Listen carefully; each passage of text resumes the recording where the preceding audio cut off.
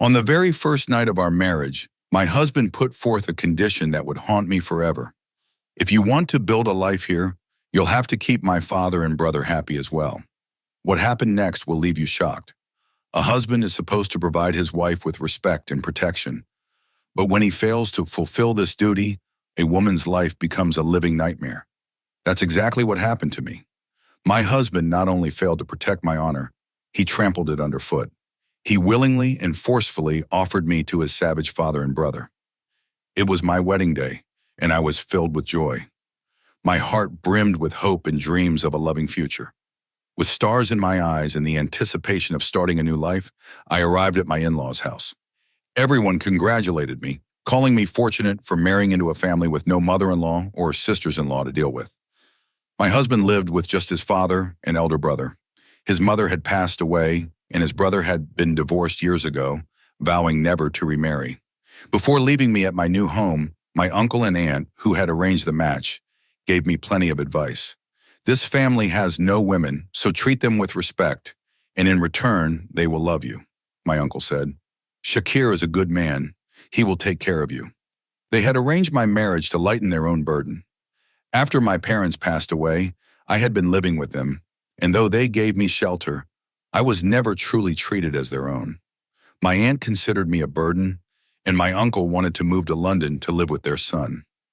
My marriage was their chance to leave guilt-free, as their flight was booked for 2 days after my wedding. Despite everything, I embraced the marriage wholeheartedly. I wanted a home of my own, a family that would love me, and a husband who would understand and cherish me. With those dreams, I left for my new life. As I stepped into my in-laws' house, I felt a sense of hope. Finally, I would belong somewhere. At my uncle's house, I had everything except a sense of belonging. My aunt had always treated me like an outsider, and I longed for a place where I would be valued. That night, as I sat on the bed dressed as a bride, waiting for Shakir, I was startled when my father-in-law entered the room instead. I lowered my gaze, feeling embarrassed and confused. Why was he here instead of Shakir? He sat down beside me and I could feel my heart racing. "I'm your husband's father," he said. "I have the first right." I froze, not understanding his words. I looked up at him, startled, but he smiled, extending a gift toward me. "This is for you," he said. I hesitated, then thanked him and took the gift. He continued to look at me intently, his eyes scanning me in a way that made my skin crawl. "You remind me of your late mother-in-law," he said. "On her wedding day, she was just as young and beautiful as you are now." His words sent a chill down my spine. I glanced up at him and he smiled again, a smile that made me uncomfortable. After a long pause, he stood up and left the room, leaving me in a whirlwind of confusion and unease. Something about his behavior didn't sit right with me. If he wanted to give me a gift, why hadn't he done so earlier when I first arrived at the house? Shakir's relatives had presented their gifts during the welcoming ceremony in the living room. Why had my father-in-law chosen to give me mine here, in my bedroom, sitting beside me on my wedding bed? That night, as I sat alone in the room, unease gripped me. I couldn't shake off the feeling that something was terribly wrong. I felt deeply uneasy, even embarrassed, by my father-in-law's strange behavior that night. After he left, my husband, Shakir, entered the room. I lowered my gaze, shrinking into myself, trying to hide my discomfort. He sat down beside me, handed me a gift, and then said something that left me utterly shocked. "Uzma, listen carefully," he began. "It is your duty to keep this household together. But before you fulfill your responsibilities to me, you must ensure my father and brother are happy. If they are happy, I will be happy." His words hit me like a blow. What did he mean by keeping them happy? Surely he wasn't suggesting what my mind feared. If he had simply asked me to respect and care for his father and brother, that would have been understandable. But this was something else entirely. Seeing the confusion and disbelief in my eyes, Shakir explained further. "I don't have a job. I don't need one. My elder brother earns enough to support the entire household, and I live comfortably off of his income. My father's pension is substantial too, and between the two of them, they cover all my expenses. That's why it's your duty to keep them happy." Otherwise, my lifestyle and your life will become very difficult. He continued, his tone growing darker. My brother has been without a wife for months since his divorce. He's lonely. So if he calls you to his room, you must go without hesitation. My father, too, has been alone since my mother passed away. If he needs you, you must respond immediately. Do you understand what I'm saying? He looked at me expectantly, his words dripping with an audacity that made my stomach churn. I was too stunned to speak. Shakir's casual explanation of his dependency on his father and brother's wealth sickened me. I mustered the courage to ask, "You don't work?" He laughed, tossing a pillow behind his back and reclining comfortably. "Why would I? My brother earns enough. He even gives me pocket money and covers all my indulgences. And now that you're here, he'll take care of you too, as long as you keep him happy." Shakir emphasized the word happy in a way that sent chills down my spine. It was clear what he meant. My role wasn't just to care for them as family. It was something far darker and more degrading. Then came the final blow. "Tonight is our wedding night, so you'll stay with me," he said nonchalantly. "But starting tomorrow, you'll spend time first with my father, then with my brother. Whatever they ask of you, you must do willingly. After that, you can come back to me." With that, Shakir reached out to claim his right as a husband. I felt trapped, powerless, and disgusted. His words had shattered every dream I had of a loving marriage. In that moment, the tall, handsome man I had thought would be my partner for life became someone I loathed. Despite my despair, I couldn't resist. Out of sheer helplessness, I surrendered myself to him, my heart breaking with every passing moment.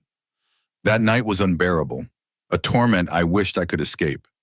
While Shakir indulged himself, I silently prayed for the night to end. Morning came, but my reality didn't change. My uncle and aunt didn't come to check on me. They were busy preparing for their move abroad and had even told me not to visit them. I knew I had no one to turn to and no choice but to stay in this house. I had entered this home thinking I would find a family, a place where I belonged, a fresh start in life. But now, I realized I had merely traded one cage for another. Shakir's father and brother had likely chosen me for this very reason. They knew I was a vulnerable orphan girl with no one to defend me. After my uncle and aunt left for a life overseas, I would have no one to rely on, and they could exploit my helplessness as they pleased. The first morning of my married life began in the kitchen. My husband, Shakir, woke me from my sleep, saying, "It's time for Father's breakfast. Today I woke you up, but from tomorrow you'll have to manage it on your own. Go and make breakfast for Father and my brother. They have to leave for work." With that, Shakir turned over and went back to sleep, leaving me startled and scrambling to get ready. I quickly showered and stepped out of the bedroom, my long, damp black hair trailing down my back. A sense of unease filled me as I walked into the kitchen, draping my dupatta tightly around me. The presence of my father-in-law and brother-in-law at the dining table, waiting for their breakfast, made me feel deeply self-conscious. Before my marriage, women in the neighborhood had told me how lucky I was to marry into a home without a mother-in-law or sisters-in-law. "You'll have the house all to yourself," they said. But now it felt like anything but luck. My isolation weighed heavily on me. I realized how vulnerable I was, being the only woman in the house, with no one to turn to for support. As I fumbled in the unfamiliar kitchen, trying to locate ingredients and utensils, I could feel their eyes on me. The dining table was just outside the kitchen, and their silent stares only added to my nervousness. After a while, my brother-in-law stood up and walked into the kitchen. It was the first time we had properly interacted. His piercing gaze scanned me from head to toe before he said, "Why did you wake up so late?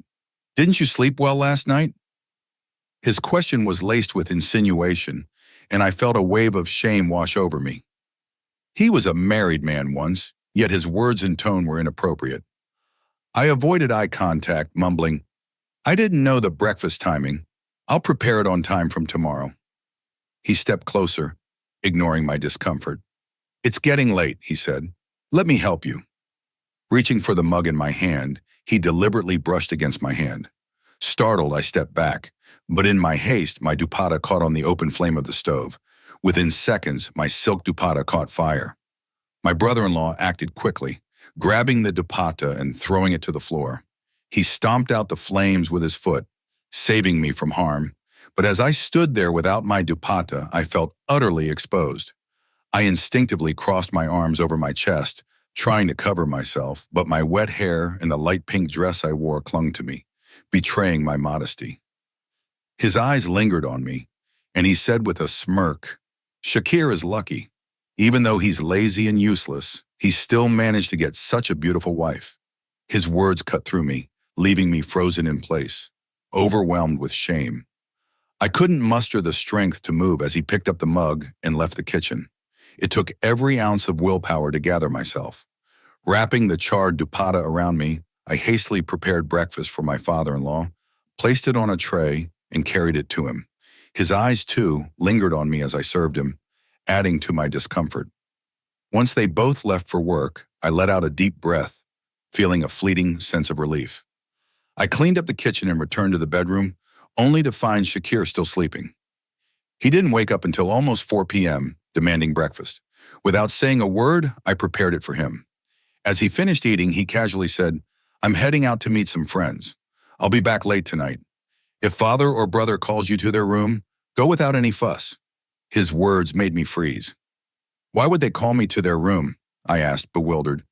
"To serve them," he replied matter-of-factly, standing up to leave. "What else?" With that, he walked out, leaving me alone with my thoughts. My mind replayed the unsettling events of the morning. The way my brother-in-law had looked at me, his inappropriate comment, the way my father-in-law's eyes lingered. A deep sense of dread settled over me. That evening, I prepared dinner as best as I could. When my father-in-law and brother-in-law returned home, my unease only grew. Seeing me in tears, Shakir asked, "What's wrong with you now?" I mustered the courage to tell him what had happened, that his brother had asked me to massage his head, and his father had asked for a back massage. I explained how uncomfortable and strange it all felt. Shakir's expression turned cold with anger as he glared at me. "You're already starting your drama, aren't you? What's your problem with my father and brother? They're respectable men, and whatever they ask of you, you will do without question." Before I could respond, Shakir sat in the corner of the bed, lazily tossing his shoes into the air. He began humming a tune, got up, and went for a shower. When he returned, he started asserting his marital rights without regard for my emotional state. Gathering my courage, I told him, "This isn't normal. It's not right for your father and brother to treat me like I'm their wife." Hearing this, Shakir slapped me so hard that I saw stars. "They don't think of you as their wife," he shouted. "They see you as my wife, and that's why they ask for your help with things. You're the one with a filthy mind for thinking otherwise." The slap left me stunned, tears streaming down my face as Shakir continued to force himself on me. Exhausted and defeated, I gave up and let him take what he wanted, my tears refusing to stop. When he was done, he shoved me away and said, "You're such a strange woman. There's no joy in being with you." Then he turned his back on me and fell asleep. The next morning, I finally understood why Shakir was so submissive to his father and brother. His brother handed him the keys to a brand new motorcycle as a wedding gift. "Now you can go enjoy yourself with your friends," his brother said. His father followed with a wad of cash and gave him permission to attend late-night parties. Shakir, overjoyed, planned to be out until morning, leaving me behind with no explanation. It became clear to me that Shakir had been molded into this selfish, irresponsible man by his father and brother. He neither valued my dignity nor cared about right or wrong. Later that day, after his father and brother left for work, Shakir also prepared to leave. I thought he might stay home since he had woken up early, but he simply handed me some money and told me to handle the grocery shopping. "I don't have time for this. You'll have to take care of it," he said before walking out. Left with no choice, I cleaned the house and then set out for the market. While shopping, a woman called out to me. I turned to see a face I didn't recognize, a woman slightly older than me. She approached me slowly and said, "You're Shakir's wife, aren't you?" I nodded hesitantly. She smiled and introduced herself. "I'm Zahir's ex-wife. We divorced some time ago." Her words hit me like a bolt of lightning. She was my predecessor, my brother-in-law's former wife. She continued, "If you have some time, I'd like to talk to you." Though uncertain about what she wanted, I couldn't refuse out of politeness. We sat at a nearby snack shop, and she ordered 2 plates of shot. As we began eating, she started to speak. My family sent me off with so much pride and hope when I married Zahir. But when I arrived at his house, I realized the kind of monsters I had been married into. Her voice grew heavier as she leaned closer. Zahir's father isn't a man of good intentions. He doesn't see daughters-in-law as daughters. You'll soon understand what I mean. Her words sent a chill down my spine. I sat there frozen, wondering what she was implying. My heart raced as I realized the storm I might be stepping into. Slowly, I began to understand that Zahir, my brother-in-law, also had ill intentions. Naila, his ex-wife, told me, "We used to have a maid who came for cleaning, and Zahir would often make inappropriate advances toward her. It was no surprise given his father's influence, like father, like son." She paused, taking a deep breath, and then added, "I'm only telling you this to warn you. Before things get out of hand, tell your parents everything." I made the mistake of staying silent for too long, trying to preserve the marriage. But when it came down to my dignity, I had no choice but to tell them the truth. That's how my marriage ended in divorce. Her words left me shaken, but I tried to remain composed. She continued, "I know you may not understand this right now, but soon enough you will. I learned about your marriage through some mutual relatives of Shakir's who are friends with my father. When I saw your wedding pictures, I felt compelled to reach out. It seems fate brought us together. I don't want you to make the same mistakes I did." Her advice lingered in my mind as I returned home. I told her about my situation, explaining that I had no one to turn to. My uncle and aunt have moved abroad, leaving me alone. I have no choice but to stay in Shakir's home and endure. Naila looked at me with pity. "It would be better to seek refuge in a shelter than to stay in that house," she said firmly. She gave me her phone number and insisted, "If you ever need me, call. I'll help you." I returned home, her words echoing in my mind. Though her warnings seemed extreme, over the next few days I realized just how accurate they were. Zahir would find excuses to come into the kitchen while I was working, brushing past me unnecessarily. My father-in-law frequently called me into his room and tried to touch me under the guise of casual gestures. Whenever I told Shakir about their behavior, he dismissed me, scolding me instead. "They provide everything for us," he would say. "Stop creating unnecessary drama." I felt trapped, helpless, and violated. But everything changed one day when Zahir crossed a line. He grabbed my dupatta and pulled it off. My rage boiled over, and I slapped him hard across the face. What followed was terrifying. First, Zahir hit me. Then my father-in-law joined in, followed by Shakir. All three of them took turns beating me until I could no longer stand. They knew I had no family to protect me, no one to intervene.